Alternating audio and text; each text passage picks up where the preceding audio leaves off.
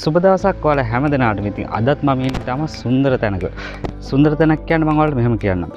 ලංකාවේ විවිධ සංවර්ධන ව්‍යාපෘති ක්‍රියාත්මක කිරීමේදී විවිධ අයුරින් පරිසරයට සිදුවන හානිය වැඩි. ඉතින් ඒ සංවර්ධන ව්‍යාපෘති සිදු කිරීමේදී පරිසරයේ හානිය අවම කරලා ඉතාමත් සුළු පිරිසක් තමයි ඒ දේවල් ගැන හිතන්නේ. ඉතින් ඒ වගේ සුන්දර තැනක තමයි මම ඉන්නේ.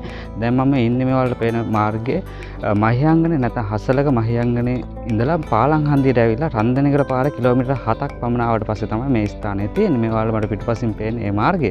ඉතින් මම ඔයාලට මොකද්ද කියලා බෑක් කැම් එක දාලා පෙන්නන්නම්. විශේෂත්වය මොන වගේද කියලා ඔයාලා බලලම කියන්න. ඉතින් ප්‍රථමයෙන් ඔයාලට පේන මම ඉස්සර සඳහන් කරපු මහියංගනේ නැත්නම් හසලක හරි මහියංගන හරි ඉඳන් පාලංහන්දියට ඇවිල්ලා පාලංහන්දිය සිට රන්දනගලට එන මාර්ගය තමයි මේ ඔයාලට පේන්නේ. 7 වෙනි කිලෝමීටර කනුව තමයි අතන තියෙන්නේ. ඔයාලට පේන යෝධයල ගැනත් යමක් කියන්න ඕන නැති මේ යෝධයල කියලා කියන්නේ රන්දනගල රන්ටබේ ජලාශ වලින් නිකුත් වෙන ජලය මිනිපේ අමුණ හරහා ඇවිල්ලා එතනින් විවිධ ප්‍රදේශවල ජලය ගලා යනවා. ඉතින් ඒ ගලා යන ප්‍රධාන ඇල මාර්ගයක් තමයි මේ යෝධයල කියලා කියන්නේ. ඉතින් මේ යෝධයලත් ඉතාම සුන්දර ඇල මාර්ගයක්.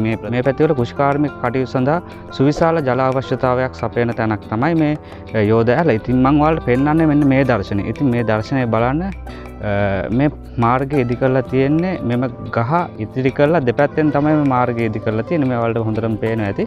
ඉතින් මෙහි වැදගත් විශේෂත්වයක් තියෙනවා. ඉතින් ඒ කතාවත් මම ඔයාලට කියන්නම්. ඉස්සෙල්ලා බලන්නකෝ මේ මාර්ගය කොහොමද කියලා. තම සුන්දර පරිසරයක පිහිටි තම සුන්දර මාර්ගයක් හැටියට අපිට මේ සඳහන් කරන්නට පුළුවන්. එන්නේ මහියංගනේ ඉඳන් රන්දනගලට යන බස් රථයක්. ඉතින් මේ පාරේ දිගටම ගියාට පස්සේ කෙලින්ම රන්දනගල දක්වා මේ මාර්ගයෙන් ගමන් කිරීමට හැකියාවක් ලැබෙනවා. ඉතින් රන්දනගල ඉඳන් එතනින් එහාට රජමාවතට පිවිසලා බදුල්ල නැත්නම් නුවර දෙසටත් ගමන් කිරීමේ හැකියාවක් තිබෙනවා මේ මාර්ගයේ. ඉතින් මේ මම ඔයාලට පෙන්නන මේ සුවිශාල සුවිශේෂී දර්ශනය තමයි මේ ඔයාලට පෙන්නේ. ඉතින් මෙතන ලොකු කතාවක් තියෙනවා. ඉතින් මීට අවුරුදු කීපයකට කලින් මෙතන තිබ්බේ මේ ඔයාලට පේන එක මන්තිරය. ඉතින් මේ පාරත් අබලන් වල පැවති. ඉතින් මේ මාර්ග සංවර්ධන ක්‍රියාවලියේදී මේ මාර්ගය ප්‍රධාන වශයෙන් මන්තිර දෙකක් දක්වා සංවර්ධනය වෙනවා.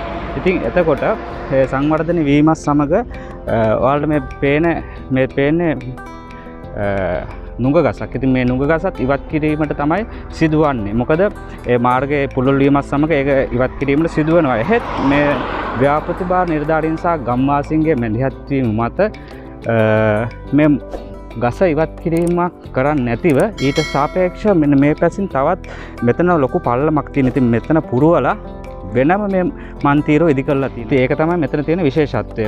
වර්තමාන සමාජයේ වෙනකොටත් මේ පරිසර විනාශය බොහෝ සෙයින් සිදු වෙනවා. ඉතින් ඒ වගේ අවස්ථාවකත් මෙවැනි ක්‍රියාවක් සිදු කිරීම අනිවාර්යයෙන්ම අගය කළ යුතුයි. වචනකින් හරි මේ වැඩපිළිවෙලට සහයෝගය දක්වෝ සියලු දෙනාම අගය කළ යුතුමයි.